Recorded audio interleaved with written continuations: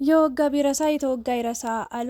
ያን ሁሉ ነገር ከተናገረች፣ እንደዛ ከተሳደበች፣ እንደዛ ካንቋሸሸች፣ እንደዛ ዝቅ ካደረገች በኋላ፣ እንደዛ ክብሯን ከነካች በኋላ ዛሬ ላይ መጣ ይቅርታ አድርጊልኝ እያለች ትገኛለች። እንደፈለገች አውርታ እንደፈለገች ብላ ማለት ነው። በዚህ መሀል ግን እያሳዘነኝ የሚገኘው ካሌብ ነው። እንግዲህ የካሌብ እህትና ኤደን አሁንም ሁሉን ነገር እንግዲህ ማቆም አልቻሉም። ግን ደግሞ ኤደን ሁሉንም ነገር ትታ ለመሄድ ወስናለች ማለት ነው። ወንድምሽን ነው የፈለግሽው፣ ከወንድሜ ራቂ ነው ያልሽው ብዙ ነገር ነው ያልሽኝ። ስለዚህ ወንድምሽን ይሄው ያዡ፣ እኔ ትቸው ሄዳለሁ፣ ትቸው በቃ ሻንጣዬን ይዤው ላይ ሄዳለሁ ነው ያለችው እና እውነቷን ነው ብዬ ነው የማስበው። የቆራጥ ሴት ውሳኔ በጣም በትክክል። አንዳንዴ ክብራችንም ማስነካት የለብንም ማስደፈር የለብንም ብዬ ነው የማስበው።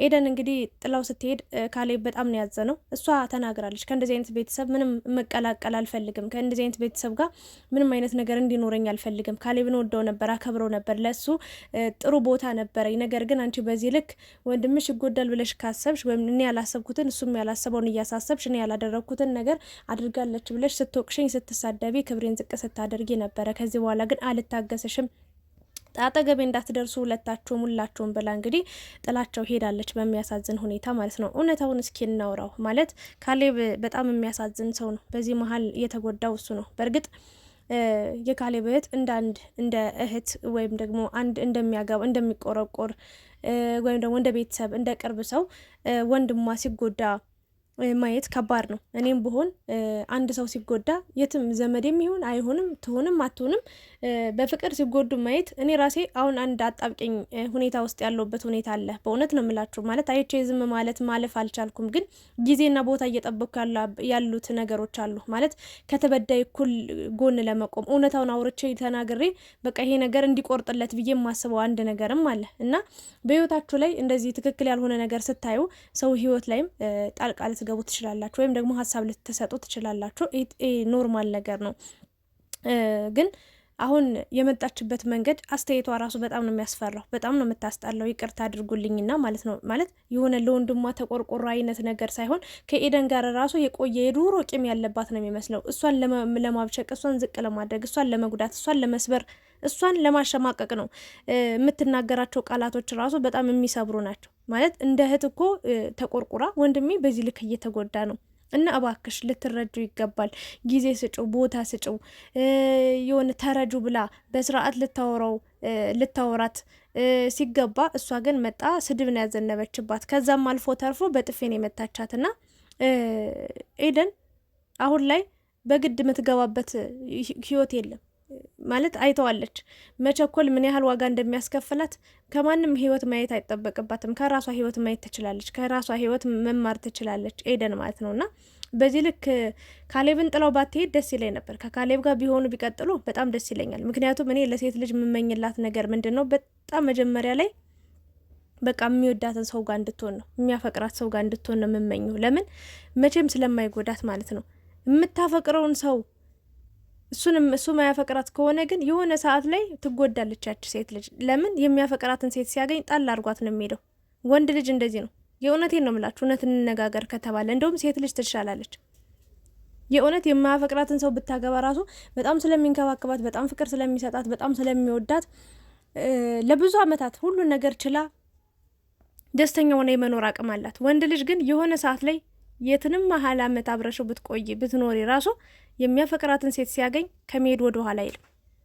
ይሄንን ነገር ይሄ ነው ልዩነቱ። ስለዚህ ከካሌብ ጋር ብትሆን እሷ የምታተርፈው ነገር እንጂ የምትጎዳው ነገር አይኖርም ብዬ ነው የማስበው። ግን አሁን እች ልጅ ከካሌብ ጋር የግድ መሆን አለብሽ ተብላ የምትሰደብ፣ የምትረገጥ፣ የሚጮህባት አይደለችም። ምክንያቱም የራሷ ህመም አለባት፣ የራሷ ቁስል አለባት፣ ገና አከማ የምታድነው ቁስል አለባት እና መረጋጋት አለባት፣ በራሷ ውሳኔዎችን መወሰን። ግን እች ልጅ መናገር የነበረባት አይኗን እንድትገልጥ፣ ወንድሟ በጣም እንደሚወዳት እንደሚያፈቅራት ካወቀች እርግጠኛ ከሆነች ያለውን ነገር እሱ መናገር የከበደውን ነገር ልትነግርላት ትችል ነበር። ግን እሷ በጣም በስድብ ነው የጀመረችውና ትናንትና የሁሉ ነገር ካዘነበችባት፣ ከሰደበቻት፣ ካዋረደቻት፣ በጥፊ ከተማታች በኋላ ድጋሚ ተመልሳ እንግዲህ ወንድሟ ሲቆጣት፣ ወንድሟ ሲጣላት ለወንድሜ ብዬ ነው የመጣሁት አለች። ይቅርታም እንኳን እኮ ተጸጽታ ምናምን እንዳይመስላችሁ ለወንድሜ ብዬ ነው። ወንድሜ ከፍቶት ስላየው እኔንም ስለተጣለኝ በመሀል ቤት ስለቀረውኝ አጣብቂኝ ሁኔታ ውስጥ ስለገባው ያላት አማራጭ ምንድን ነው? ኤደንን ይቅርታ መጠየቅ ነው። ከልብ ያልመነጨ ይቅርታ ማለት ነው።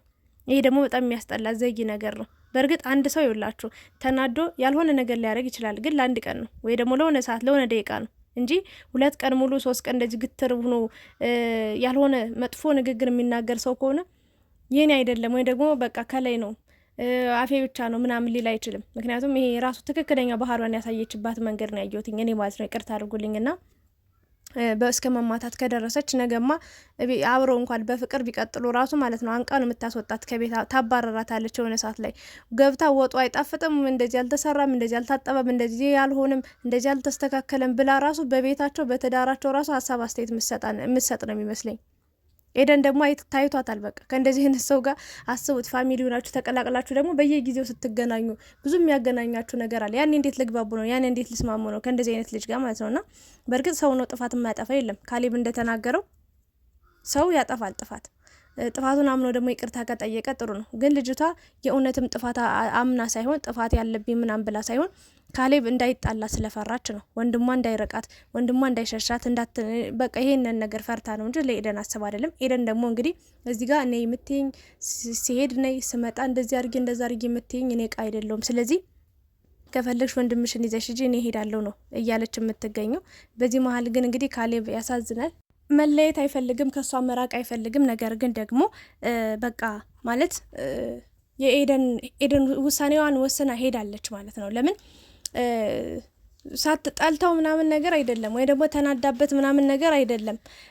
ምንድነው በቃ እሷ ያደረገችው ነገር ነው። እህትየዋ ነው እሱን ጥላው እንድትሄድ ያስገደዳት ነገር ማለት ነው። እና ምን ልላችሁ ነው፣ ከባድ አጣብቂኝ ነው። ኤደን አላውቅም ቆም ብላ አስባ ወደ ራሷ ተመልሳ ያፈቅራታል፣ ይወዳታል። ስለዚህ ወደ ራሱ እሱም ወደ ራሱ ተመልሶ አስቦበት እሷም ወደ ራሷ ተመልሳ አስባበት አቀዳበት እንግዲህ ካሌብን የምትረዳበት መንገድ ቢኖር የተሻለ ነው ብዬ ነው የማስበው። ግን ደግሞ ገና ካሁኑ ገና በዚች ሁኔታ ገና በዚች ደቂቃ ገና በዚች ሰከንድ ገና በዚች ጅማሮ በዚህ ልክ እሷ በሁለታቸው ግንኙነት በዚህ ልክ በህይወታቸው ጣልቃ ገብታ ውሳኔ ለመስጠት ይሄ ነው ትክክል፣ ያ ነው ውሸት፣ ይሄ ነው እንደዚህ ነው የምትል ከሆነ ነገ ደግሞ አስቡት አብረው መኖር ሲጀምሩ። ይሄ ነገር ደግሞ በጣም የሚያስፈራ ነገር ነው። ለማንኛውም ግን የሁለታቸው መዋደድ፣ የሁለታቸው መግባባት፣ የሁለታቸው መስማማት ነውና ተስማምተው ለማየት ያብቃል። ሌላ ምንም አልልም። ኤደንም ወደ ራሷ ተመልሳ መሄድ አይጠበቅብሽም። ኤደን የማትፈልጊ ከሆነ ማንም ሰው የማትፈልጊውን ነገር ሊያስገድድሽ አይችልም። ወይም ደግሞ ይህንን ነገር አድርጊ ተብለሽ የምትገደጅበት ነገር የለም። የካሌብንም ፍቅር የመቀበል ግዴታ የለብሽም።